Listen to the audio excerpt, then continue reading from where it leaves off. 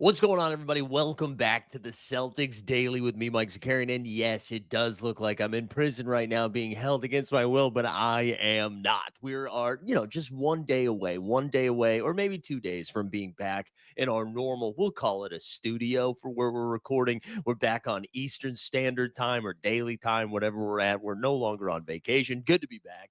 But we're more excitedly to talk about some Celtic stuff, although we do have some Debbie Downer news up in here as well. But before we dive in, we are just 50 subs away. I think actually less than 50 from 2000. So do us a favor. If it's your first time here, hit the subscribe button, get involved in the chat. Let's share it with a friend, share it with a family member, share it with the foe, share it with an enemy, share it with everybody. So do me a favor, get involved. Let's get into it.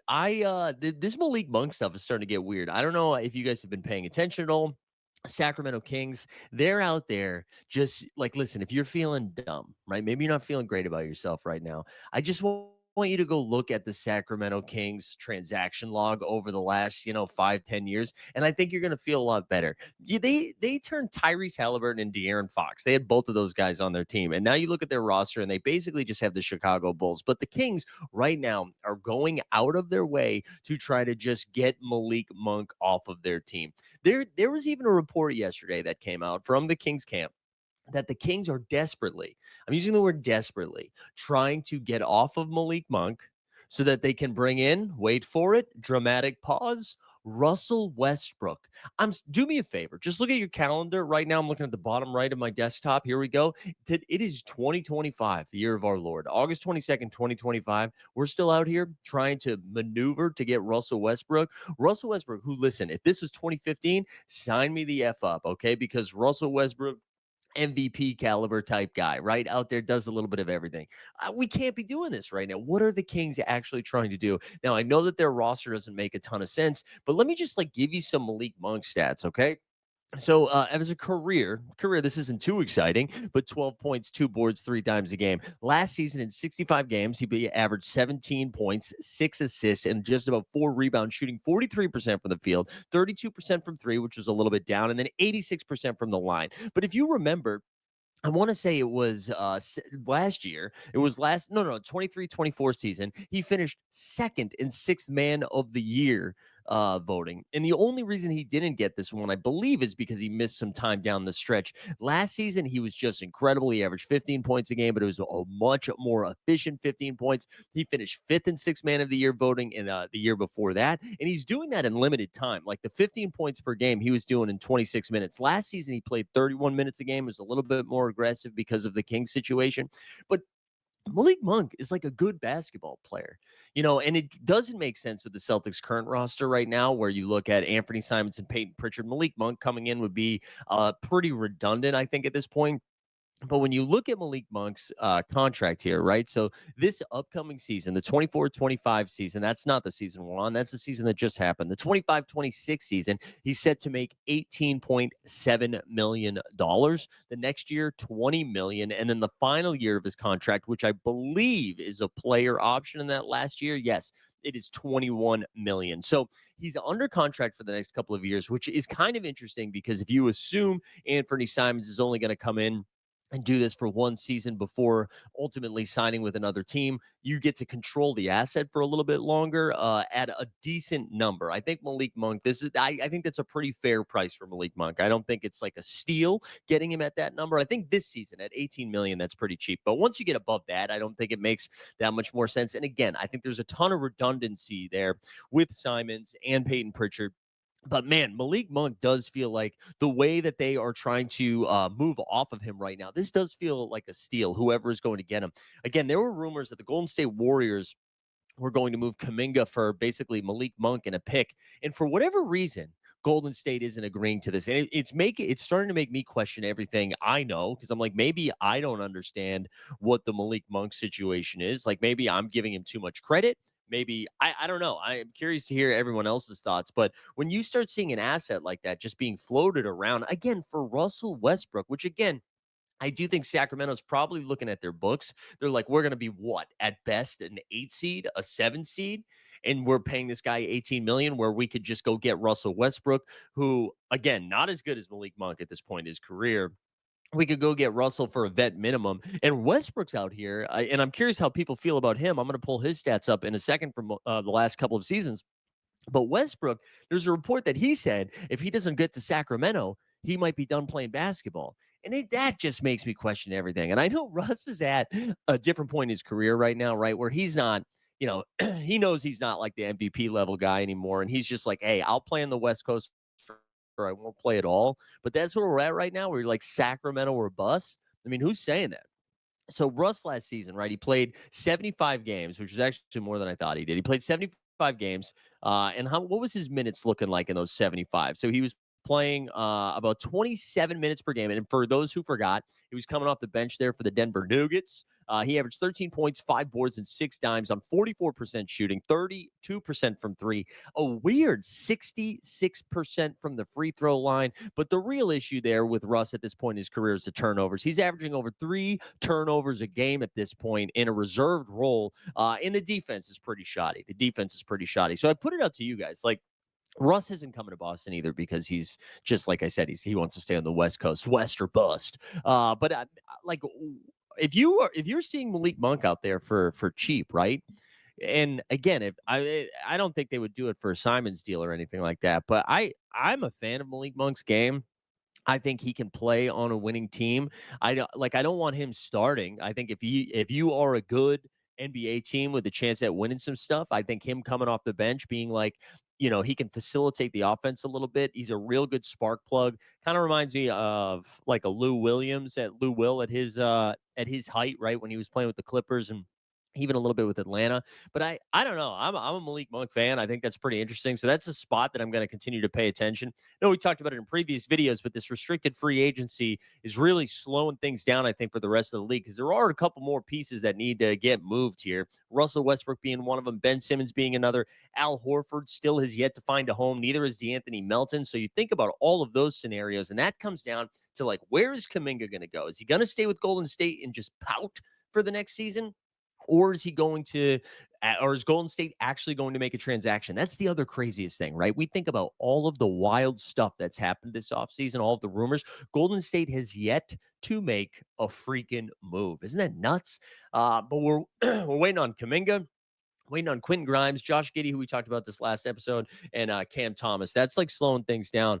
But Malik Monk, I do think is a name to pay attention to, whether he goes to the Celtics or, I mean, I don't think he's going to Boston. Let's just make that clear right now. I don't think he's going to Boston, but that feels like a steal. I think if you are able to get him for relatively cheap, like Golden State, like you think about what they need, man. They just need some more scoring off the bench, somebody that can take the load off of Steph Curry for a little bit. And that is exactly what he could do, and they don't even want to play Kuminga. So I don't understand what's going on. I don't understand what Golden State's doing, but I sure as hell don't understand what Sacramento Kings are doing.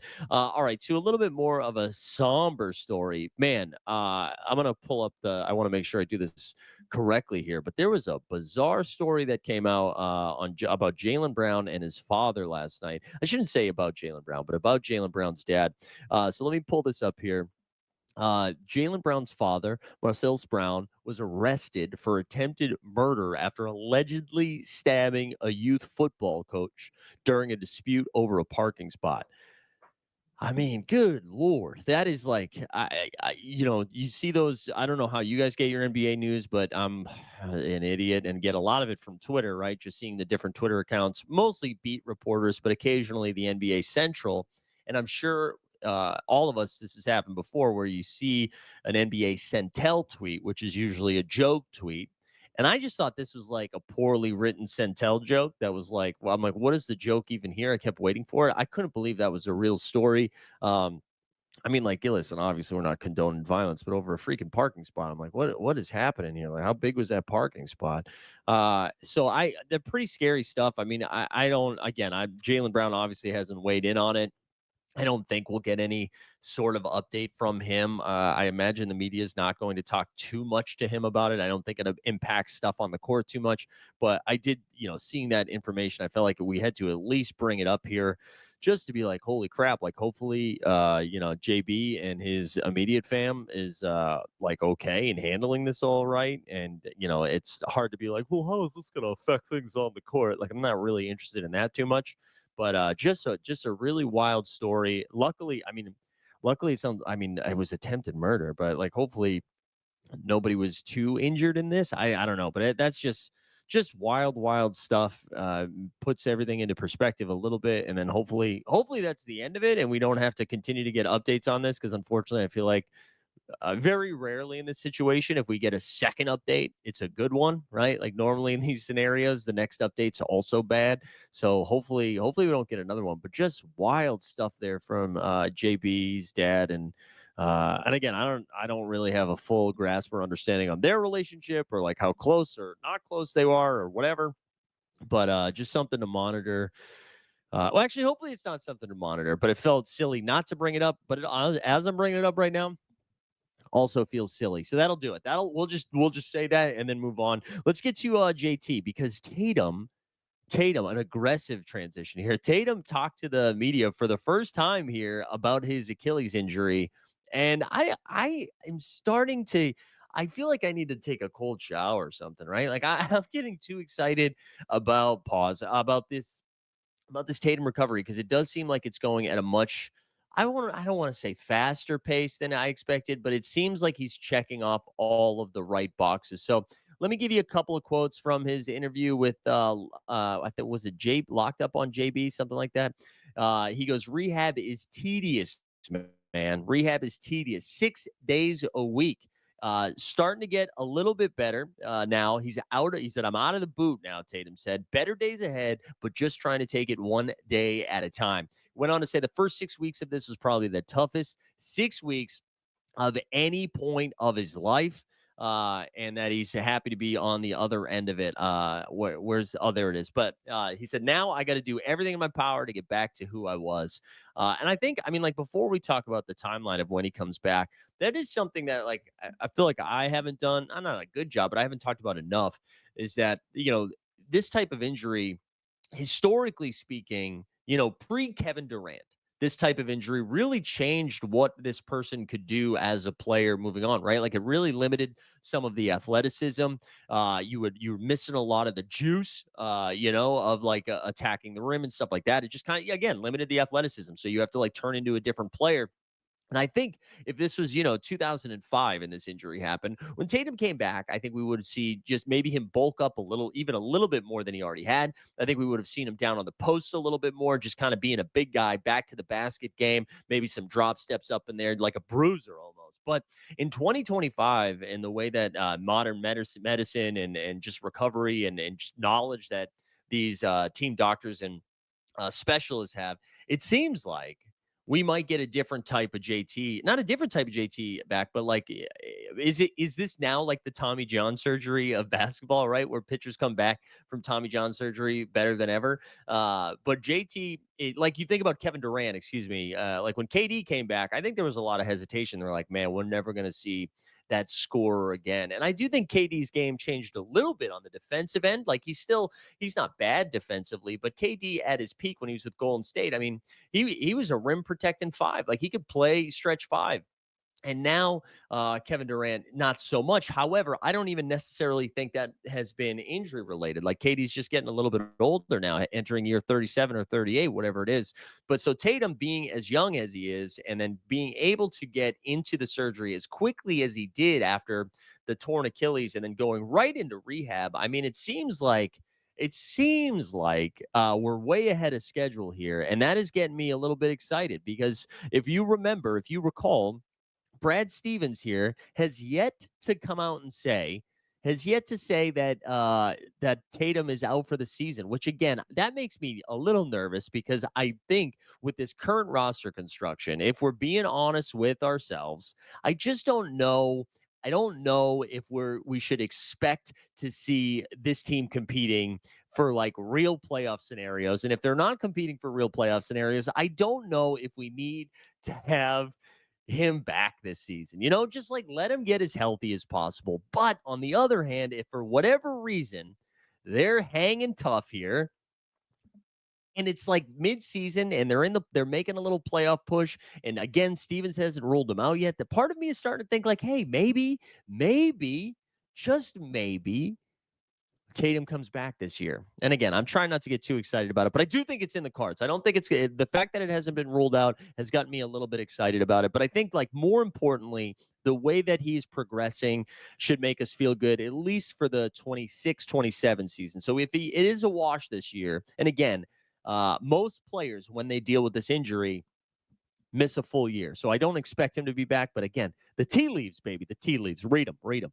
All right, we're going to get into some of your comments from yesterday's video. Or 2 days ago's video, excuse me. But do me a favor before we get to them. Hit the subscribe button. Come on now. Let's go. Let's talk about our guy, Derek Simmons, 5877. He goes, this is silliness. This is silliness. He said, what? Hold on, excuse me. They have to stay under to avoid the repeater. And I think that goes into the conversation about the idea of the Celtics team being a little bit more competitive and not like fire selling when we get closer to the trade deadline, because I do think, like, the two most obvious names that are going to get traded from the Celtics, if they decide we need to get under the first apron, we need to get under the repeater tax, is Sam Hauser and Anthony Simons. Those are the two guys. Sam Hauser's contract, very attractive for a lot. What's it, like $10 million over the next 4 years? That is a number that a lot of other teams who need three-point shooting would be very excited about. Simons' expiring contract, same thing. Both of those teams would be very excited, and you're not taking a lot of contracts back typically in that scenario, because those teams that are trading for those guys are trying to win. We get Viking mentality says, anybody who thinks Luke Cornett is better than Kata is b-ball illiterate. It hurt us in the playoffs by not playing Kata and Torrey Craig more. I just want to say, Viking mentality, I think what I really do appreciate with some commenters here is consistency. And I think consistently, Viking mentality has had some pretty bad takes. I think Kata, raw talent, raw ability, has like way more upside than Luke Cornett. Luke Cornett was legit our best five in the playoffs. He was. And for you to say we should be playing Torrey Craig more, I mean, I don't listen. Torrey Craig, great locker room guy. That ship has sailed for him playing like real meaningful minutes. I think that you saying that right now kind of told the whole Celtics postseason story, that we weren't built to win a title last year. That's what that comment made me think. Let's see. We got Chewy 98TA28 says, if the Celtics can sign Giddey, they need to make it happen. His box scores the last half of the season look like magic. I'd dump JB or Simons for nothing if it was necessary. Okay, so listen, Chewy, you had, what's that mean? They had us in, or we had him in the first half or whatever. I'm with you. Like, I'm pretty intrigued by what Josh Giddey did at the second half of last season. I think sometimes it's easy to over-evaluate or get too excited about something when it's the second half of an NBA season, because situations are everything. The Bulls had a pretty easy schedule down that stretch. They were playing teams who weren't trying as hard. The Bulls have a run and gun offense. They don't play a ton of defense. So what you're seeing is like pretty inflated numbers. However, I was pretty intrigued by the 50 or 40+% 3-point shooting we saw from him in the second half of the year. I think if he can defend at an okay level and also continue to shoot the three, I'm with you. And if Josh Giddey's only getting paid $20 million, listen, we were just talking about Malik Monk's numbers, and those are very different players. And I think Malik Monk, you could take him right now, put him on a playoff contending team, and know exactly what you're going to get from him. Josh Giddey, we haven't seen him do it in the playoffs, right? The one playoff run we saw with the Oklahoma City Thunder, he literally got played off the court. So I don't want to overinflate what we saw from Chicago the second half of the year, but I am very intrigued by Josh Giddey, and that is going to be somebody, especially if they sign him to a pretty cheap deal. I'm going to be curious to see how they do it. CG Cross 1482 said, Anthony Simons greater than Peyton Pritchard. No disrespect. I'm a lifelong Celtics fan from Massachusetts. I like that you said Massachusetts. That made me laugh. I'll end the video with this. I'm going to continue to die on the hill. I'm going to continue to die on the hill. I think I want Pritchard over Simons. I do. I think he defends a little bit better. I think he rebounds a little bit better. I think it's a pretty similar 3-point efficiency that we're getting from him.